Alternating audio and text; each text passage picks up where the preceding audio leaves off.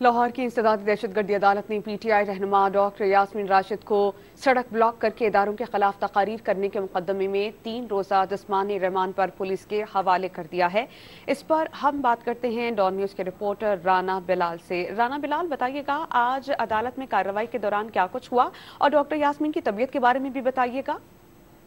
जी देखिए समिया, ये आज जो मुतलका डॉक्टर हैं उनकी जानिब से रिपोर्ट अदालत में पेश की गई थी कि डॉक्टर यास्मीन राशिद को जो है वो उनकी तबीयत अब बेहतर है, इसलिए उन्हें अस्पताल से डिस्चार्ज कर दिया गया है। तो उसके बाद पुलिस की जानिब से डॉक्टर यास्मीन राशिद को इंसदादी दहशतगर्दी अदालत में पेश किया गया और उनके 10 दिन के जिस्मानी रिमांड की इस्तदा की गई और ये कहा गया कि उनसे तफ्तीश के मकसद के लिए उनका जिस्मानी रिमांड रिक्वायर्ड है। जबकि डॉक्टर यास्मीन राशिद के वकला की जानिब से जिस्मानी रिमांड की मुखालफत की गई थी, लेकिन इंसदादी दहशतगर्दी अदालत की जज अबर गुल ने परिकैन वकला के दलाइल सुनने के बाद जो है ये फैसला सुनाया है और 3 दिन के लिए डॉक्टर यास्मीन राशिद को पुलिस की तहवील में दे दिया है। पुलिस की तरफ से जिना हाउस पर हमला केस और अदारों के खिलाफ जो है वो बयानबाजी के मुकदमे में डॉक्टर यास्मीन राशिद को गिरफ्तार किया गया था। जी, बहुत शुक्रिया राना बिलाल, आपने हमें अपडेट किया।